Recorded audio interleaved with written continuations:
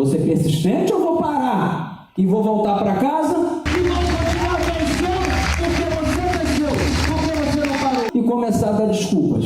Bom, quem sou eu? Quem é o Cleberton? Estava no primeiro eu no controle. E aí eu fui a pessoa que fiquei vibrando, incentivando as pessoas a sorrirem, a ficarem sérias. E aí o aprendizado.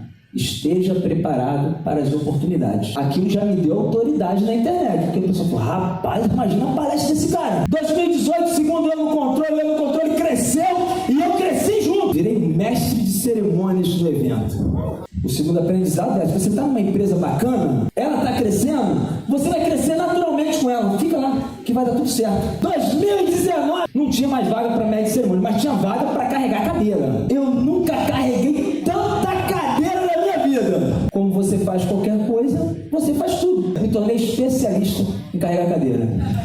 Aí o próximo eu não controle, eu não estava presente. Aí minha cunhada mandou um vídeo para mim e falou, olha, você não veio, mas você veio. Você está aparecendo aqui no telão. Qual o aprendizado? Dê o seu melhor, se esforce o máximo para que você seja uma pessoa indispensável. E hoje, palestrante, olha que coisa bacana. É um processo.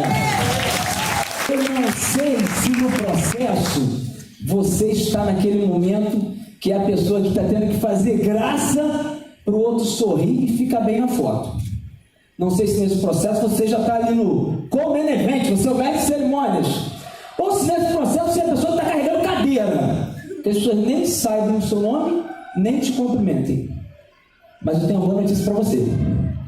Chega a vez de todo mundo. E se você continuar, a sua vez também vai chegar. É só não parar.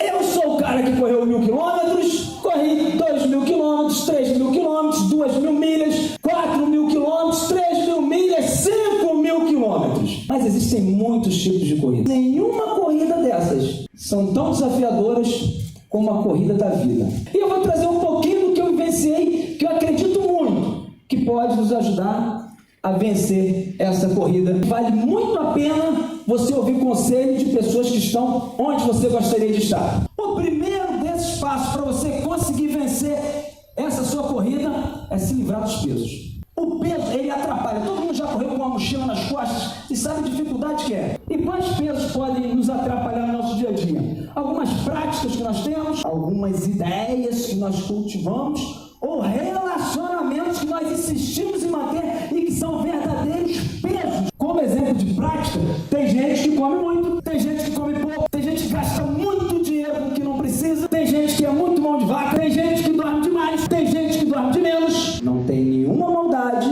não tem nenhum pecado nisso, mas é um peso. Aquelas ideias que muitos cultivam de que ninguém gosta de mim, que nada dá certo pra mim, que só dá oportunidade pros outros, aqueles ainda que insistem em não perdoar, aqueles que mantêm relacionamentos que não ajudam em nada. Agora, por que muita gente não se livra do peso? Todo mundo está vendo que é o peso na vida da pessoa. Está todo mundo vendo que atrapalha. O pai já falou, a mãe já falou, o filho, está todo mundo que está atrapalhando a sua vida, mas ele quer continuar. Esse foi o primeiro livro que eu participei. O leão é o animal mais rápido? É o que corre melhor? É o mais forte? Que nada é melhor? Que mergulha melhor? Mas por que ele é o rei? Ele se comporta como rei. A segunda parte, o segundo passo é correr com perseverança. Perseverança para mim é a mãe de todas as qualidades. Começa um namoro, começa uma empresa, começa o curso, não termina nada. E nós nunca seremos bem-sucedidos enquanto continuarmos fazendo as coisas pela metade. O corpo aguenta quase qualquer coisa, é a mente que a gente tem que convencer. Fui para essa corrida, cheguei em terceiro lugar. Fui para mais uma prova, 100 km, troféu de campeão, tá lá em casa. Fui para uma prova de 12 horas. Fiquei em terceiro. 20 dias depois, fui para mais uma prova, fiz 109 quilômetros.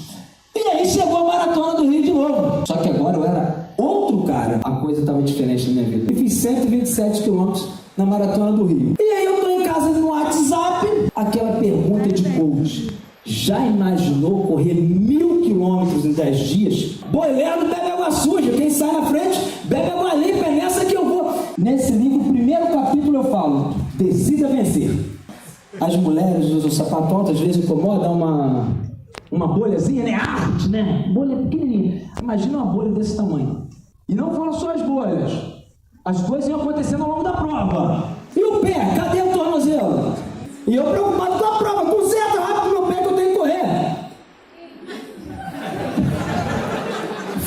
internado um dia, 2 dias, 3 dias, 4 dias. Eu ganhei a prova, né? Eu fui campeão, primeiro. Ninguém está interessado mais no segundo, no terceiro, no quarto. Para mim, viver é ser cobaia. Se alguém já fez, você também consegue fazer. Se ninguém fez, você faz ser o primeiro. Escrevi um livro e aí pintou outra oportunidade, uma corrida de 5.000 quilômetros na Grécia. E os problemas, claro, estão lá. Os dedos começaram a machucar todos, eu comecei a cortar o tênis, o tendão começou a inflamar, chegou no primeiro estágio, chegou no segundo, chegou no terceiro. No terceiro é onde o tendão se rompe. Sabe aquele cheiro horroroso de animal morto? Já é muito ruim quando é de um animal morto.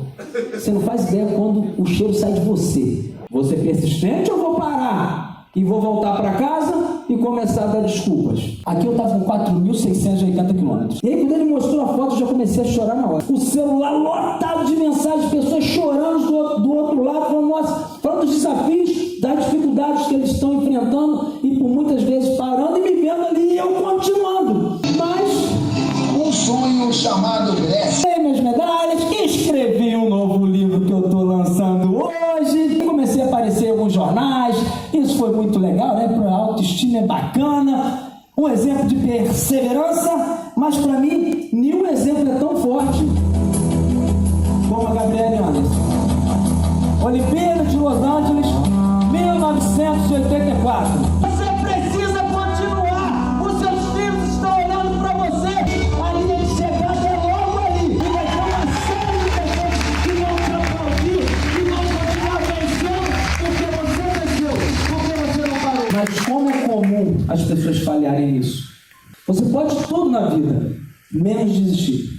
Todo atleta tem alguém que ele se inspira. Algumas vezes, nós vamos ter que enfrentar o sistema. E aqui, que a visão tem que ser compartilhada por todo mundo. E aqui, você tem que ir na frente, você tem que ser o exemplo. E aqui, gestos gentis, às vezes dramáticos.